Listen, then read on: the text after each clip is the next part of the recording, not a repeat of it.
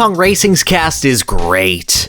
You've got 4 known criminals, the man who blew up an entire island, an accomplished choir director and loving father of 20, and Drumstick. I'm Drumstick! Actually perfect. I'm soul bonded to him now. I would die for this man.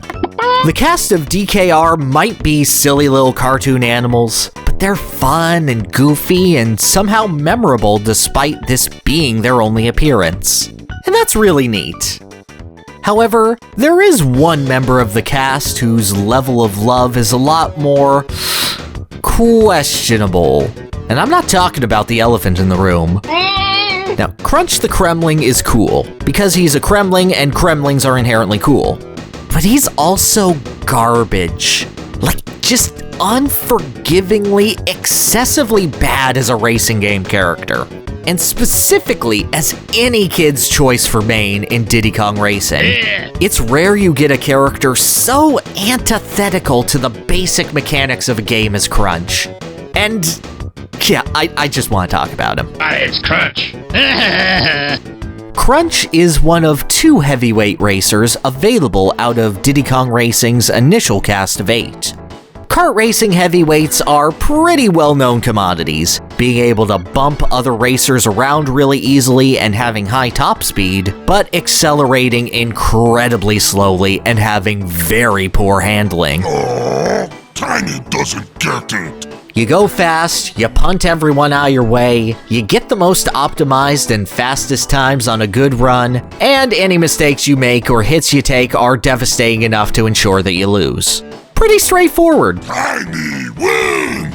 However, with the exception of Bumper and Conker, every member of Diddy Kong Racing's cast has slightly different stats, differentiating the gang and letting players really latch onto a main that fits their style.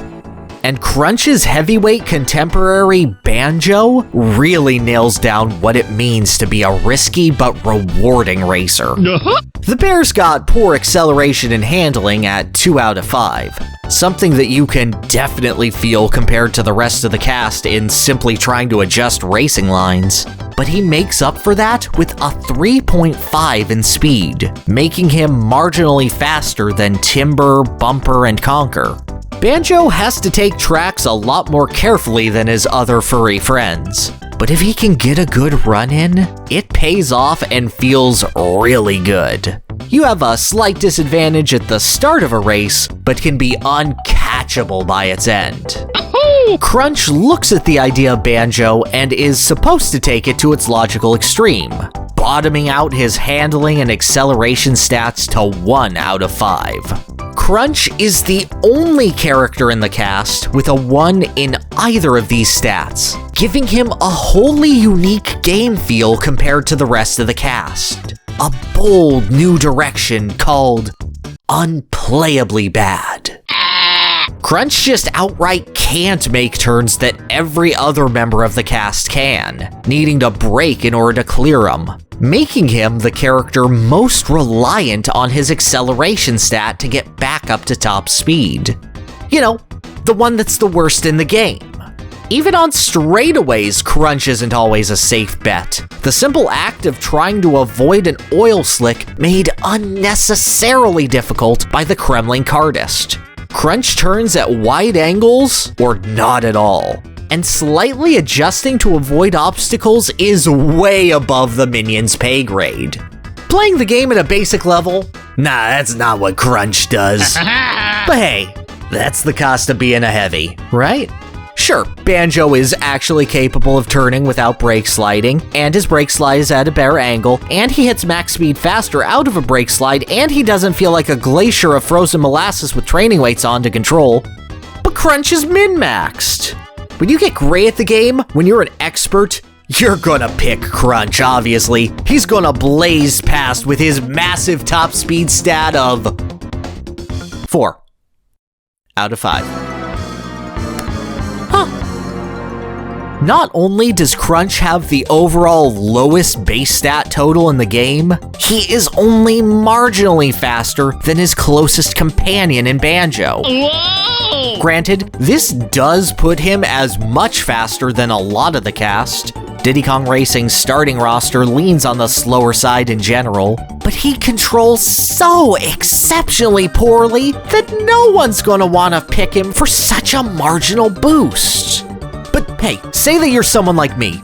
I love Kremlings. Want to celebrate that this is the second playable Kremling ever behind this one random crosshair bonus game from DKC3. I'm willing to give him a shot. Unfortunately, Diddy Kong Racing is not a forgiving game for drag race specialists. Not only does it feature many obstacles that bring you to a dead stop, but tracks begin featuring tight corridors and sharp turns a lot more quickly than Mario Kart 64 or Crash Team Racing do.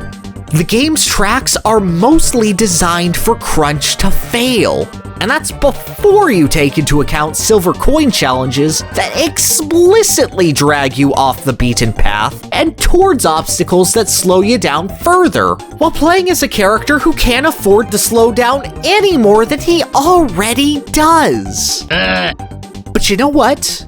Not every character has to be friendly to beginners. Krunch actually has some pretty decent advantages. Having the fastest barrel roll in the plane out of the starting cast, being able to take advantage of zigzagging in the hovercraft, and again, fastest starting character in the game. Theoretically, if you really mastered Krunch, you could get some excellent times and smash this game wide open.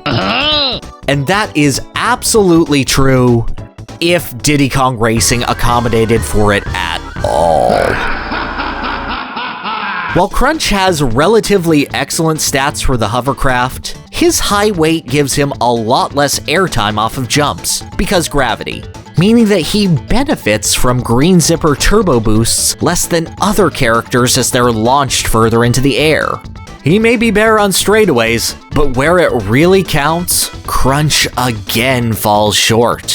This leaves the plane as Krunch's only real advantageous vehicle, and in all of the 27 racetracks in Diddy Kong Racing, the plane is the default vehicle of 7. Hot Top Volcano, Everfrost Peak, Windmill Plains, the Smokey the Dragon Boss Race, Space Dust Alley, Spaceport Alpha, and Whizpig Strikes Back. Now, the first 3 of these tracks are all in different cups, meaning that bringing Krunch to any of them gives the player a disadvantage on the other 3 tracks, and the boss race compared to just bringing Banjo or anyone else. Smokey's race is also a no-go, featuring a lot of tight corridors and fireballs to avoid. You can optimize it, but by the time you're getting good enough with Krunch to nail this race, you probably could be doing it with any other character too. Bad luck. That leaves just the 2 space tracks and the final boss. And actually, Krunch is totally a fine pick for these. There's a lot of obstacles in all 3, but the plane is really maneuverable as long as you hold the R button down. There are straightaways in all 3 of the tracks for Krunch to barrel roll in.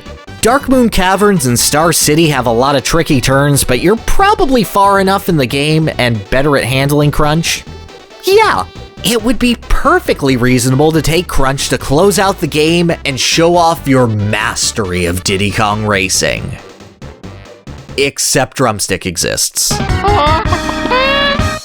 Drumstick is a secret character in DKR, unlocked only after beating Whizpig for the first time and running over a frog to free him from his gamer shame. And Drumstick is an absolute beast of a character, sporting a 4.5 in top speed, a 2 in acceleration to match Banjo, and perhaps most insultingly of all, a 1.5 in handling. In every single category, Drumstick completely outclasses Krunch. And while 0.5 might not seem like much, let me tell you, it makes things significantly more playable. Oh my god. And to add insult to injury, Drumstick's unlock conditions are met directly before unlocking future Funland. Meaning that unless you are very, very bad at running over frogs, there is no chance that Krunch ever gets to have a crack at the circuit he'd benefit most from before unlocking Drumstick. his potential moment of glory robbed from him, Krunch is left with absolutely nothing. I have never seen a game be quite as mean to a character as Diddy Kong Racing is to Krunch. Every facet of the game, from its track design to its cup selection, to its unlocks to its side modes, seem to be built to make things as hard on the croc as possible. And the only time he's ever gonna get a sniff of success is when an AI, who gets to feel none of the control issues a player is gonna have, is controlling him.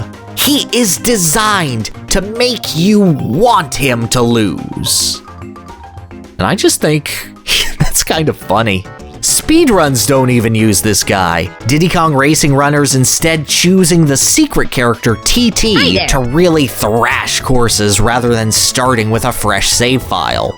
And the funny thing is, TT actually has the same stats as Krunch while in a plane. Krunch is good in theory. He just never has the chance to show it. Diddy Kong Racing DS would correct Krunch's sorry state by upping his handling and acceleration to 2. But Drumstick doesn't sound like an unhinged lunatic in that game, so I don't care about it. I'm Drumstick.